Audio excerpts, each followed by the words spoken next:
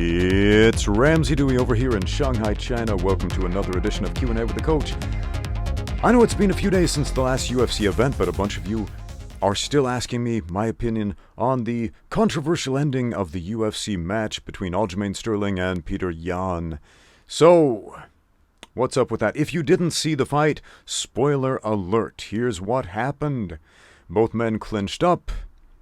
Petr Yan was in a position to land some potentially damaging knees, and Aljamain Sterling knelt down on one knee, which, if you're not familiar with the rules of the sport, may seem very confusing. That's a very confusing thing to do in that situation in a no-rules fight, but we have to remember there are certain rules in the UFC, and there are ways to milk those rules and make them work to your advantage.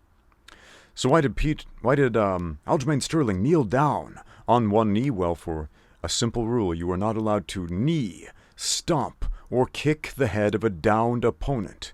If you are kneeling on one knee or two knees, you are a downed opponent. If there are 4 points of contact, it used to be 3 points, now it's 4, that means your hands and your feet, both hands and both feet, are touching the floor, you're a downed opponent. If you are lying on your back, if you're sitting down, if you're on your belly, if you're on your side, you're a downed opponent. And in any of those conditions, you may not, a standing fighter may not kick, knee, or stomp the head of a downed fighter. He may punch, or elbow, or strike with the arms the head of a downed fighter. He may kick, knee, etc., the body or the legs of a downed fighter, but not the head. Because the New Jersey State Athletic Control Board back in the year 2000 decided those were the rules. So, what happened next?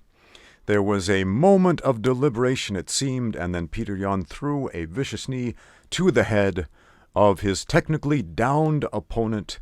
He was disqualified, and Aljamain Sterling was awarded the belt. Okay. It's not the way that fans want to see fights end. Fans want to see a fight. They want to see two guys go after it. They want to see Godzilla versus King Kong. They want to have a story to tell about that fight. They want to talk about how great it was, how both fighters gave it their all, how they had a battle, how they had a war, and one man was victorious at the end. And the fans, of course, felt robbed of that experience, understandably so. Nobody wants to see a title belt awarded based on a technicality, a DQ, etc. I get that. I understand that. What frustrates me is that so much of the commotion about this fight is generated based on the fact that people do not understand the rules. And I'm not talking about the fighters. I do not know how a fighter could make it to the UFC, could make it to the highest level of the sport of mixed martial arts, and not know the rules of the sport of mixed martial arts. It seems to me that that had to be a deliberate decision. Maybe it was an act of passion. Who can say, but it had to be. I don't see it. But that's not the point I want to get after here. I took to the internet to see what some other people were saying about this, and I was shocked to see that a huge percentage of the videos published on YouTube about this event are very negative toward Aljamain Sterling. For example, some of the headlines read, "Oscar for Best Acting goes to Aljamain Sterling." A video with about 250,000 views. What else? Aljamain Sterling faking it. And so on. Many videos talking about how Aljamain Sterling is in the wrong because he should have just got up and continued the fight after taking that illegal knee. Okay. I've worked as a professional referee for the sport of mixed martial arts, enforcing the unified rules for a number of years. And in that capacity, it is my job to understand the rules, to explain the rules to the fighters. If you want to win in a sport, if you want to succeed in a sport, you must understand those rules, and nowhere is that more true than combat sports. If you don't know the rules, you don't know if you're winning or not. So, the fans Many of them are accusing Sterling of not taking a dive, but this idea that he wasn't really that hurt and he should have and could have got up and continued. And look, according to the rules, it doesn't matter. It doesn't matter if he was just fine, barely grazed, or if he was seriously concussed. It doesn't matter. Here's what the rules state. If a fighter flagrantly fouls another fighter, if he fouls another fighter with a serious foul, and a kick, a knee, or a stomp to the head of a downed fighter is a serious, flagrant foul, then the fighter who has been fouled, if he cannot continue or chooses not to continue or does not continue, the fighter who fouled him is disqualified, and the fighter who is fouled is declared the winner. You don't have to like that rule, but that is the rule. That is the rule of the sport. And getting mad about that simply tells me you don't understand the rules of the sport you're watching. If you don't like them, do something to change them. There's a lot of rules that I don't like. I hate the stupid 12-6 elbow rule. I think it's the dumbest rule ever. And people are always asking me what I think of the no kicking, kneeing, or stomping the head of a downed fighter rule. And I think MMA would be fine if we got rid of that rule. Take a look at ONE FC, for example. ONE FC does allow kicks and knees to the head of a downed fighter. So what Aljamain Sterling did, kneeling down in front of his opponent during a clinch, would not have saved him from illegal knees in ONE FC rules. Now, if you look back at Pride Fighting Championship, which allowed kicks, knees, and stomps to the head of a downed fighter, when did those kicks, knees, and stomps actually land?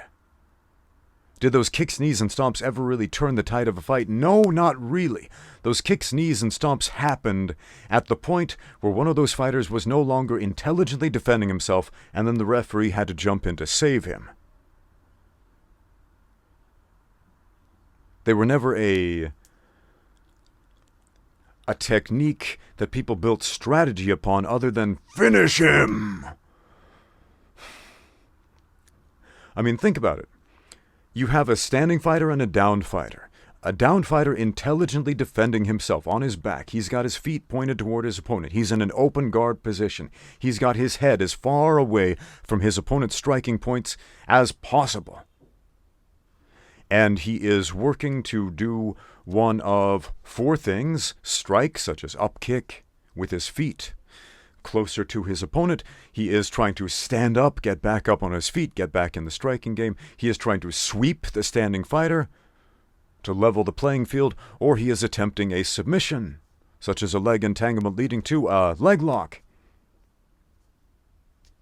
And if that fighter isn't doing any of those things, what happens? Well, as we saw in a lot of those Pride fights, the guy who isn't defending himself isn't moving. He's not pointing his feet at the other guy, and the other guy easily walks around and passes the guard and just starts stomping on his head. That's the only way you can get to the head, is if the guy is not in a position to intelligently defend himself.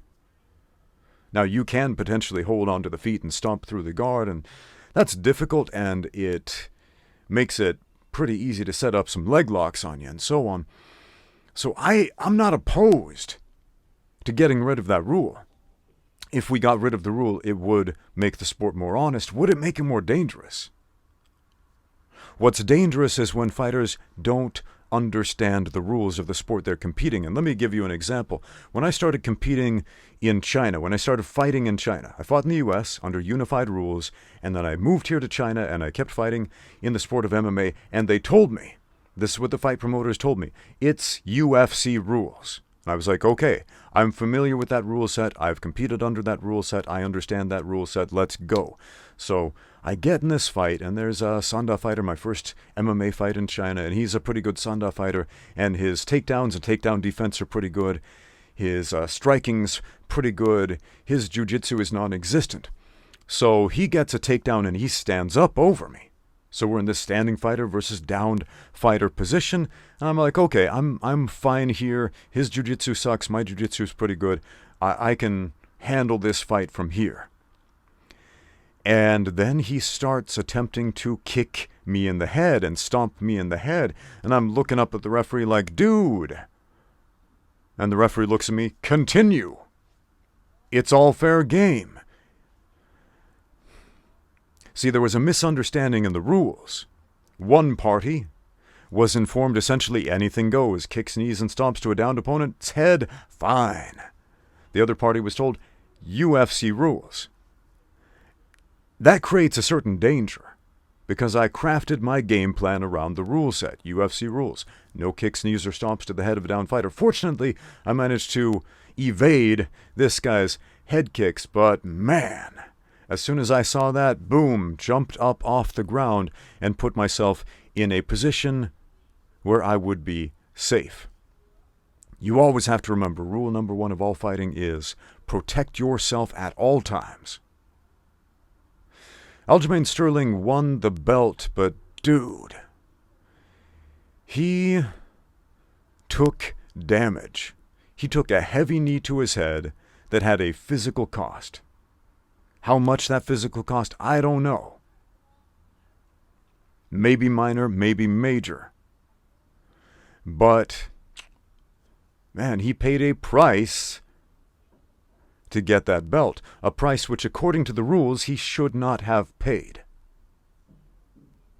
I'm sure both of those fighters, just like the fans, would have rather had that fight continue and be this epic brawl and be the Godzilla versus King Kong match we were all hoping to see. I was happy to see a social media post afterward, I believe it was on Instagram, where Yan wrote a post showing himself congratulating Aljamain Sterling, and he said, congratulations to the champion, showing Aljamain with the belt over his shoulder, still looking somewhat discombobulated from that knee, in my opinion. But at the very least, in spite of the foul, he's showing sportsmanship.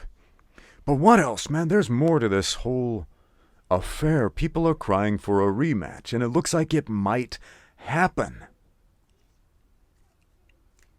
Looks like it might happen. Okay. And there are so many talking points about this at the moment, and I don't love this idea, man. I don't love this idea of there being a rematch. Why are we issuing a rematch? Yeah, we wanted to see the fight. But you know what other fights I wanted to see? Oh, so many of them.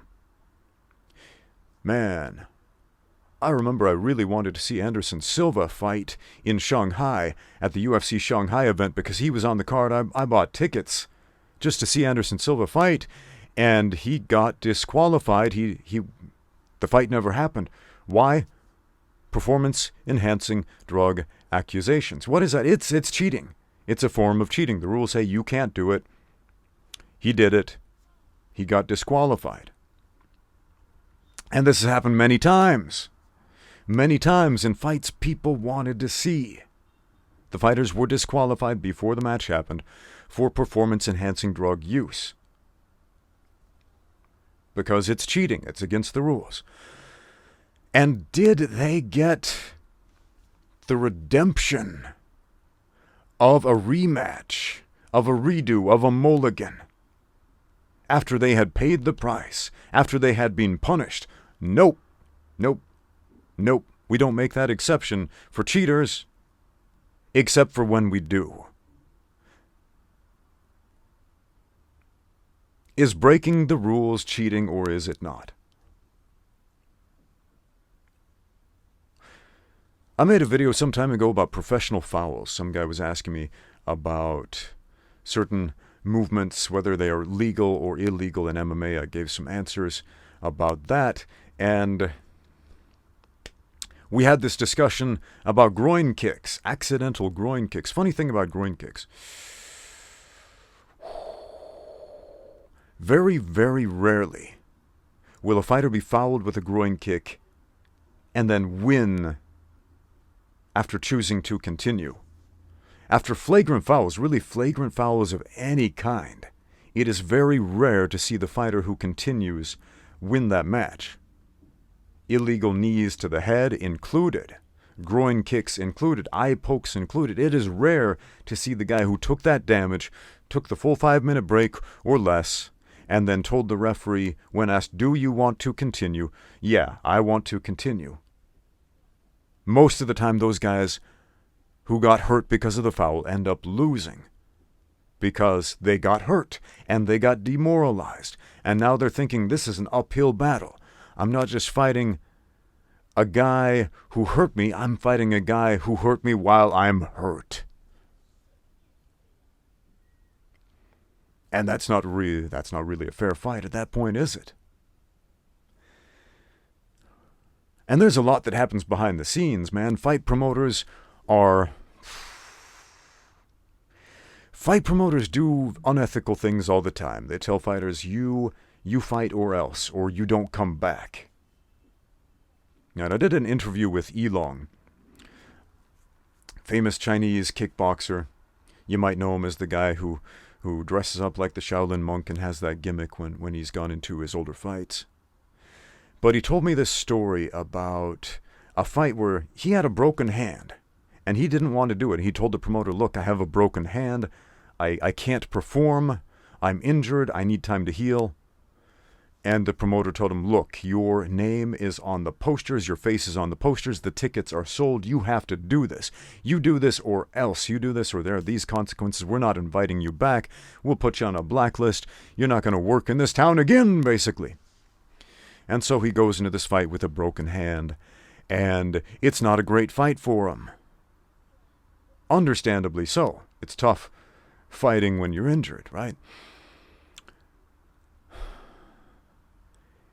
And there is no doubt this sort of thing happens in the UFC, man. If you say no, if you back out, if you don't put on the right type of show, if you don't please the right people, you don't get to come back. I'm absolutely certain that happens.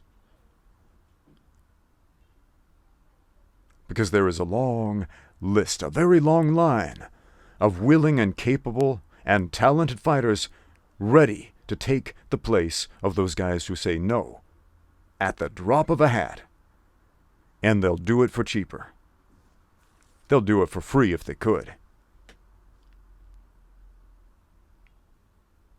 So guys, tell me what you think about this fight, this illegal knee, and the fallout, the outcome afterward. How did you feel about our new champion and the way he came to possess that belt? Thank you for watching. Now get out there and train. Hey fella, looks like you could use a rash guard. What for, you say? Well, they protect your skin against mat-borne illnesses, mat burn, and they make you look incredibly cool. But where do I get a rash guard from? Hey, have you heard of xmartial.com? Yeah? Then what are you waiting for? Check them out right now. xmartial.com has all kinds of rash guards, from sleek and simple, novelty, badass designs, and more. Channel your inner Japanese cartoon rat monster. Express your love for bad puns and kitty cats doing iconic jujitsu moves. Hey, that panda's gonna hit the other panda with a folding chair like a pro wrestler. And this one makes your right arm stand out. xmartial.com, serving your needs beyond just no-gi Brazilian Jiu-Jitsu. Now, find brand new equipment for mixed martial arts, kickboxing, Muay Thai, wrestling, and more at xmartial.com. As always, use my code Ramsey10 for 10% off everything on the website. Once again, that's xmartial.com. Rash guards, spats, shorts, and more. Links and discount codes in the description below.